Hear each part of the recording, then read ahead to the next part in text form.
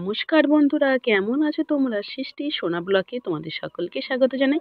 যে এখন কমলা লেবু দেখছো, এই কমলা লেবু দিয়ে একদম সুন্দর একটা রেসিপি আজকে তোমাদের সঙ্গে শেয়ার করব। আর এই যে দেখতে পাচ্ছ, এটাতেই আমি কমলা লেবুর রসটা ছেঁকে নেব সুন্দর করে। দেখো আমার এখানে 1 কাপ পরিমাণে কিন্তু কমলা লেবুর রসটা হয়েছে।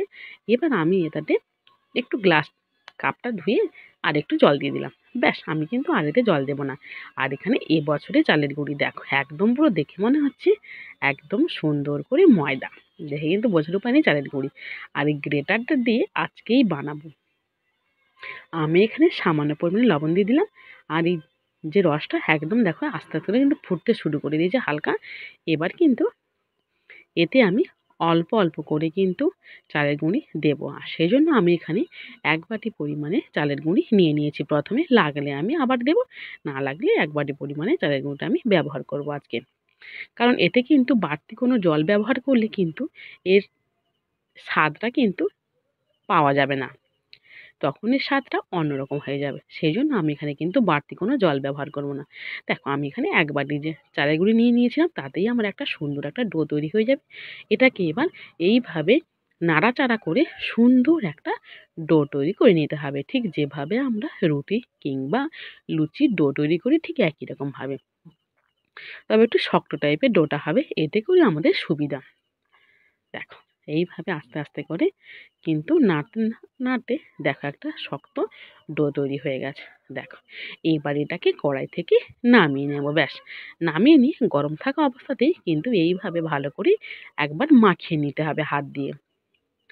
দেখো এবার আমার কাজের সুবিধার জন্য আমি এখানে কয়েকটা লেচি কেটে নেব।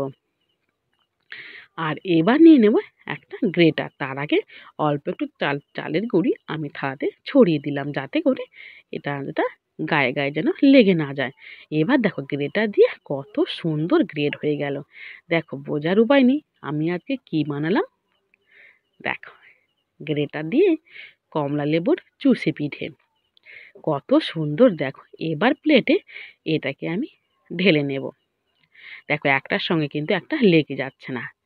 দেখো এই জন্য কিন্তু চালের গুঁড়ি ছিটিয়ে ছিটিয়ে রাখতে হয়, তাহলে একটার সঙ্গে আরেকটা লেগে যাবে না।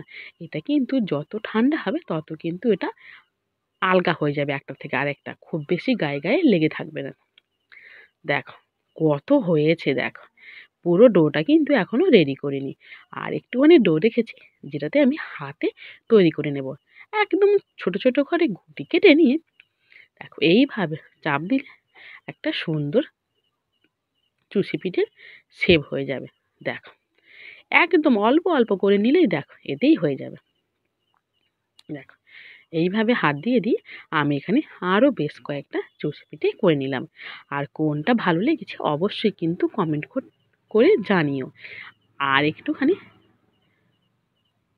ডো আমি নিয়ে নিয়েছিলাম, সেটাতে করে দেখো। আর এদিকে আমার চুষি পিঠেগুলো রেডি হয়ে গেছে। আর এবার যে কড়াইটা ধুয়ে নিয়েছি, তাতে আমি দিয়ে দিলাম পরিমাণ মতন জল। যেহেতু পিঠেগুলো একটু হালকা ফুটবে, সেই জন্য এবার এখানে 2টো এলাচ আমি এইভাবে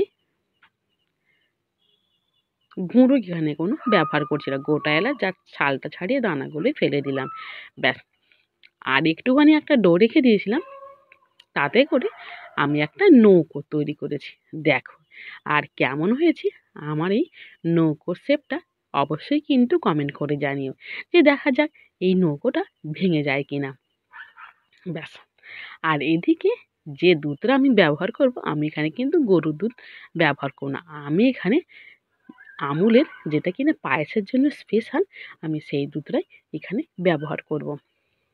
দেখো আমার জলটা কিন্তু একদম সুন্দর হয়ে ফোটো ভাব এসে গেছে। এবার আমি এখানে 1 বাটি পরিমাণে চিনি দিয়ে দেবো। যে বাটির পরিমাণে আমি চালের গুঁড়ি নিয়েছিলাম, সেই বাটির 1 বাটি পরিমাণে চিনি দিয়ে দিলাম। এবার চিনিটা সুন্দর করে গলে যাওয়ার অপেক্ষা। ব্যাস, জলটা আমার ফুটতে শুরু করে দিয়েছে। এটা কিন্তু আমার 200 গ্রামের দুধ। দেখো 200 গ্রামের দুধ আমি এখানে দিয়ে দিলাম। দিয়ে এটাকে সুন্দর করে জাল দিয়ে নিতে হবে। দেখো দুধটা কিন্তু সুন্দর হয়ে ফুটে গেছে আর সুন্দর একটা গন্ধ বেরিয়ে গেছে।